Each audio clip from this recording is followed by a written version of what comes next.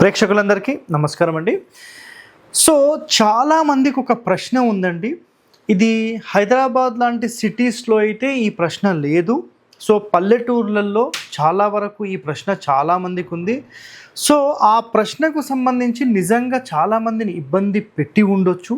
But శాస్త్రాల్లో వీటికి సంబంధించిన వివరణ స్థపతులు చెప్పడం జరిగింది. సో స్థపతుల దగ్గర ఈ సమాచారం నేను తెలుసుకున్నాను. సో దానికంటే బిఫోర్ ఒక పుస్తకంలో చదివాను. దాని తర్వాత నేను ఎప్పుడైతే తమిళనాడు వెళ్ళానో ఆ టైంలో దీని యొక్క కండిషన్ అనేది అర్థమైందా? సో ఆ క్వశ్చన్ ఏంటంటే, గుడి కంటే ఇల్లు ఎత్తు ఉండొచ్చా? సార్ ఇదేం ప్రశ్న, ఇది అసలు ఎందుకు అని చాలామంది అడుగుతారు కదా. ఇక్కడ ఒక కారణం ఉందండి. నేను కుంభం ఏరియా లేదంటే నంద్యాల నుంచి గిద్దలూరు నుంచి ఎటువైపు అంటే ఒంగోలు ఏరియా వెళ్ళేటప్పుడు మధ్యలో ఒక పల్లెటూరులో నేను ఒక విజిట్ చేసినప్పుడు ఆ ఊర్లో వాళ్ళు నాకు ఏమడిగారంటే, వాళ్ళు ఒకరు మళ్ళీ ఇంకొకటి ఎక్కడంటే కడప ప్రాంతంలో ఏదో ఒక పల్లెటూరులో కూడా అడిగారు.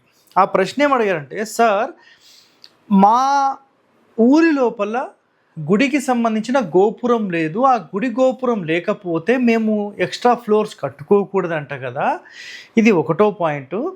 గుడి కంటే మేము ఎత్తుండొద్దు కదా అనేది రెండు ప్రశ్నలు వాళ్ళు అడిగారు. అదేవిధంగా నేను ఇంతకుముందు చెప్పిన కుంభం ఫారెస్ట్ ఏరియాలో కూడా ఈ ప్రశ్న వచ్చింది. ఈ ప్రశ్న 2020లో వస్తే 2021లో దీనికి సంబంధించిన సమాచారం వచ్చింది. ఆల్రెడీ ఒక టీవీ ఇంటర్వ్యూలో నేను దాని యొక్క చిన్న షార్ట్ పాయింట్ లాగా చెప్పేశాను. ఇక్కడ నేను డీటెయిలింగ్గా చెప్తాను. సో సింపుల్ క్వశ్చన్ అండి. ఒక ఊరి మొత్తంలో గుడి ఎత్తుండాలా, ఒక ఇల్లు అనేది ఎత్తుండాలా?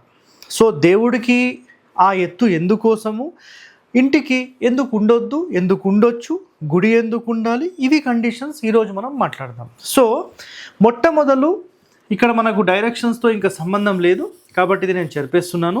సో మొట్టమొదటిగా గుర్తుపెట్టేసుకోండి, కాస్మికల్ ఎనర్జీ సంబంధించి అంటే కాస్మిక్ ఎనర్జీ అని మాట్లాడతాం కదా, ఇది మొత్తం ఒక ఊరండి.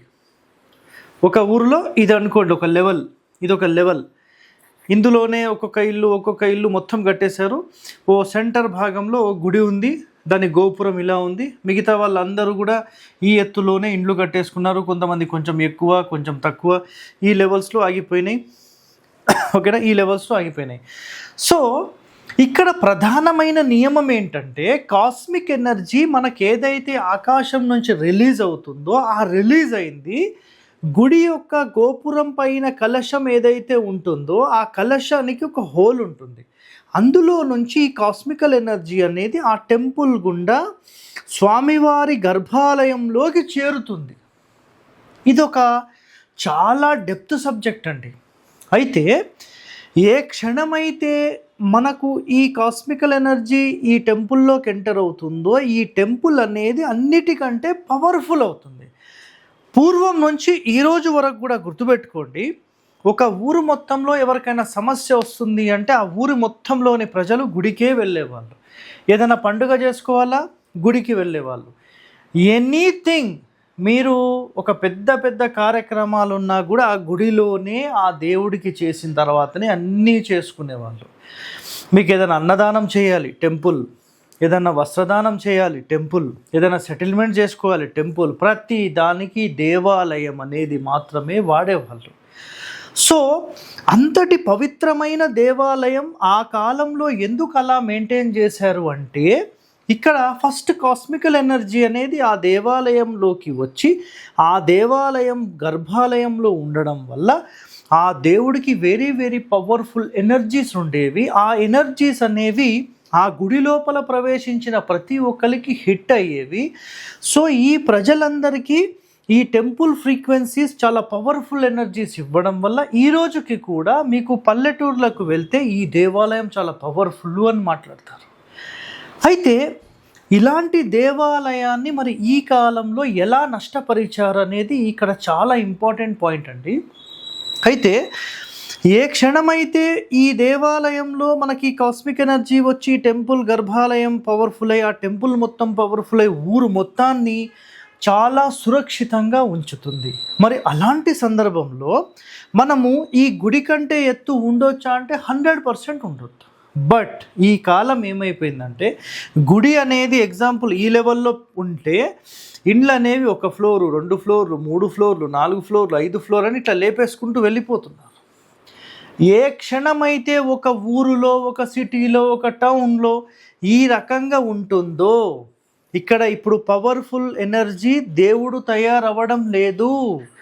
ఇక్కడ పవర్ఫుల్గా ఈ ఇంటి లోపల ఉండేవాళ్ళు ఎవరైతే హై రేజ్డ్ బిల్డింగ్స్ అని మాట్లాడతారో అలాంటి హై రేజింగ్ బిల్డింగ్స్ ఉండడం వల్ల ఈ కాస్మికల్ ఎనర్జీ మొట్టమొదటిగా ఎవరైతే ఆల్ టాప్లో ఉన్నారో వీళ్ళకు మాత్రమే వర్తిస్తుంది.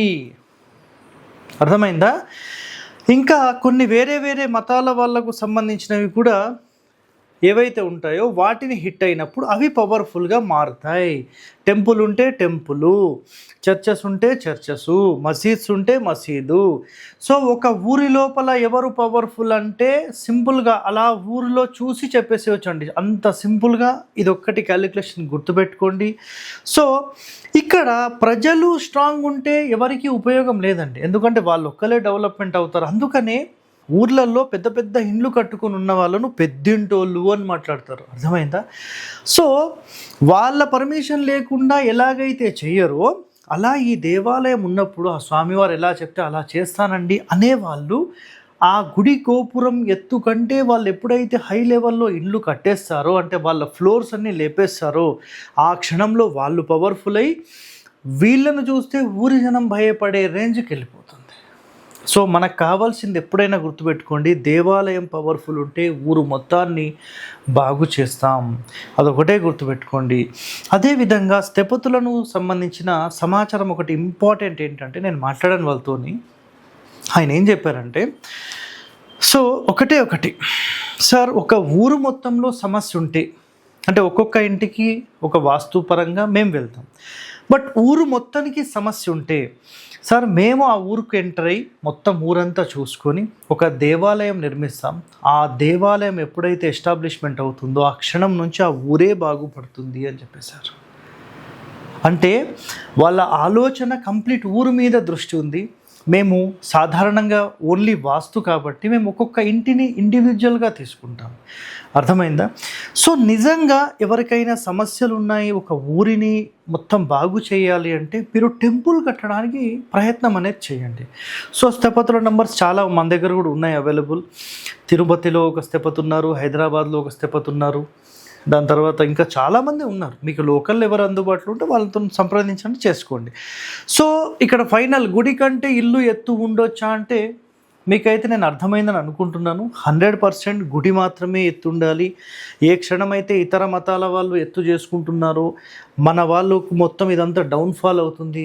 కాబట్టి కొంచెం జాగ్రత్త తీసుకొని మనం పవర్ఫుల్ అవ్వడానికి ఏం చెయ్యాలో అది మాత్రం గుర్తుపెట్టేసుకోండి. ఇది చాలా చాలా ఇంపార్టెంట్ పాయింట్ అనమాట. ఓకే, సో ఇలాంటి వాస్తు రహస్యాలు మీరు తెలుసుకోవాలంటే మన ఛానల్ని వెంటనే సబ్స్క్రైబ్ చేయండి. Okay, thank you.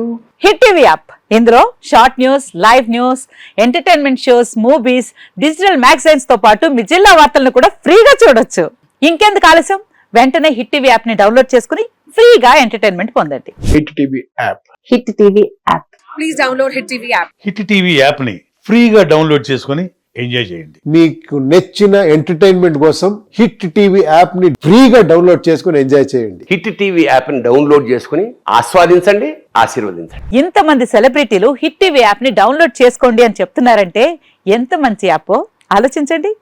America America America అమెరికాలో చదవాలనుకునే వాళ్ళకి విశ్వసనీయమైన పేరు మన శౌర్య కన్సల్టెన్సీ. UK లో 1 year masters, UK లో 1 year masters, 2 years work permit up to 5 years visa. Contact Saurya Consultancy. Contact 89851 89851.